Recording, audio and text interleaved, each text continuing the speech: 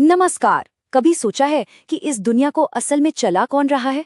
आज हम जीवन की उस सबसे बुनियादी लेकिन सबसे जादुई प्रक्रिया को समझने वाले हैं जिसमें कुछ जीव अपना खाना खुद बनाते हैं। जी हाँ, ये वो शक्ति है जो हमारे पूरे ग्रह को जिंदा रखे हुए है। चलिए शुरू करते हैं। सवाल बड़ा सीधा सा लगता है ना कि ये जो पौधे हमारे आसपास हैं, ये आखिर खाते कैसे हैं? देखिए, हम सब तो अपने खाने के लिए किसी न किसी पर निर्भर हैं, लेकिन ये शांत खड़े पौधे अपना गुजारा कैसे करते हैं? यही वो पहेली है जिसे आज हम मिलकर सुलझाने वाले हैं। तो सबसे पहले चलिए मिलते हैं कुदरत के इन अल्टीमेट सेल्फ फीडर्स से। ये वो आत्मनिर्भर जीव हैं जो किसी रेस्टोरेंट या किचन पर निर्भर नहीं हैं। ये अपना खाना खुद बनाते हैं।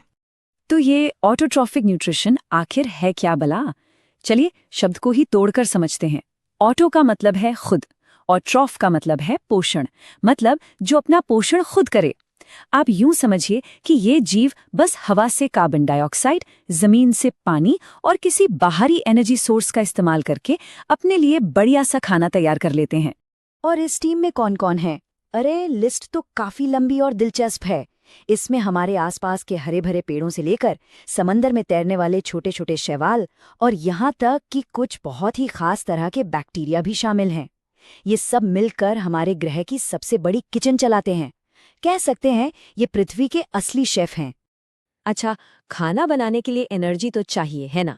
लेकिन मजे की बात यह है कि ये सारे जीव अपनी एनर्जी एक ही जगह से नहीं लेते। इन सेल्फ फीडर्स के पास एनर्जी जुटाने के दो अलग अलग रास्ते हैं। चलिए देखते हैं कि वो क्या हैं।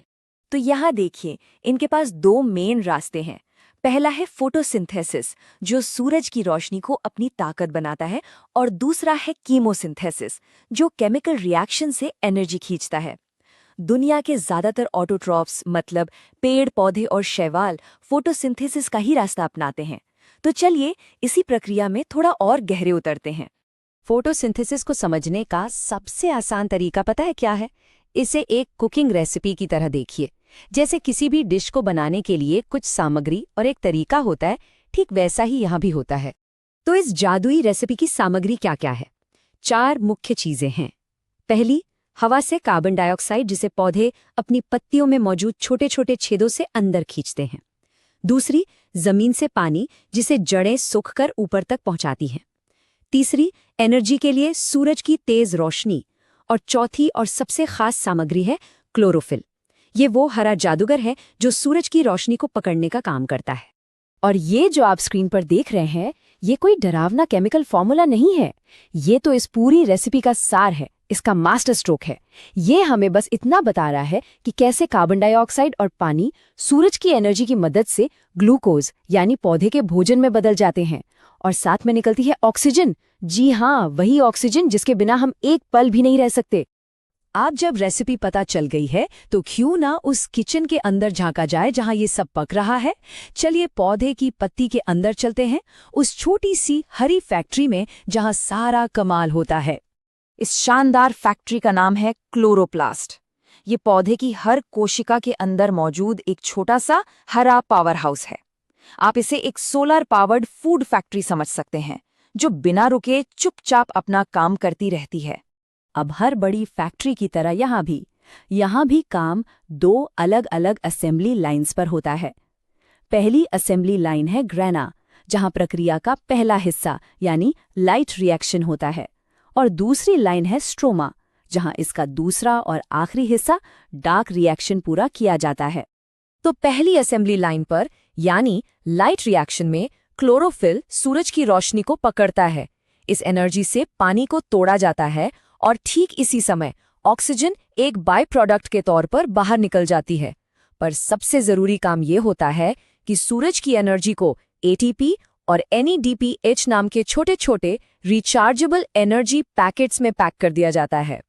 अब ये चार्ज किए हुए एनर्जी पैकेट्स पहुंचते हैं दूसरी असेंबली लाइन पर, जिसे हम कहते हैं डार्क रिएक्शन। अब इसे डार्क इसलिए नहीं कहते कि अंधेरे में होता है, बल्कि इसलिए क्योंकि इसे सीधे सीधे सूरज की रोशनी की जरूरत नहीं होती। ये तो पूरी तरह से लाइट रिएक्शन से आए एनर्जी पैकेट्स पर निर्भर है। यहाँ पर उन एटीपी और एटीपीएच का इस्तेमाल करके हवा से ली गई कार्बन डाइऑक्साइड को ग्लूकोज यानी असली भोजन में बदल दिया जाता है। तो एक बार फटाफट से समझ लेते हैं कि ये पूरी फैक्ट्री काम कैसे करती है। लाइट रिएक्शन का काम है सूरज की एनर्जी को पकड़कर बैटरी यानी एटीपी और NADPH चार्ज करना और ऑक्सीजन को बाहर निकालना। और फिर डार्क रिएक्शन का काम है उन चार्ज की हुई बैटरियों का इस्तेमाल करके कार्बन डाइऑक्साइड से पौधे का असली खाना यानी ग्लूकोज बनाना। दो अलग अलग रिएक्शन पर लक्ष्य एक ही, खाना तैयार करना। तो ये तो हुई फैक्ट्री के अंदर की बारीकियां, लेकिन चलिए अब इस छोटी सी फैक्ट्री से बाहर निकलते हैं और समझते हैं कि इस एक प्रक्रिया का असर हमारी पूरी दुनिया पर कितना बड़ा और गहरा है। सच कहूं तो इसका महत्व इतना ज्यादा है कि हम सोच भी नहीं सकते। हम जो सांस ले रहे हैं वो ऑक्सीजन कहाँ से आती है? इसी प्रक्रिया से। हम जो भी खाना खाते हैं उस फूड चेन की शुरुआत कहाँ से होती है? इन्हीं ऑटोट्रॉफ से। ये हमारे वायुमंडल के वो गार्डियन हैं जो कार्बन डाइऑक्साइड और ऑक्सीजन का नाजुक संतुलन बनाए रखते हैं। संक्षेप में कहें तो इनके बिना पृथ्वी पर जीवन की कल्पना भी नहीं की जा सकती। तो अगली बार जब आप किसी हरे पत्ते को देखें तो याद रखिएगा, वो सिर्फ एक पत्ता नहीं है, वो एक छोटा सा चमत्कार है, एक छोटी सी फैक्ट्री है जो चुपचाप पूरी दुनिया को जिंदा रखे हुए है।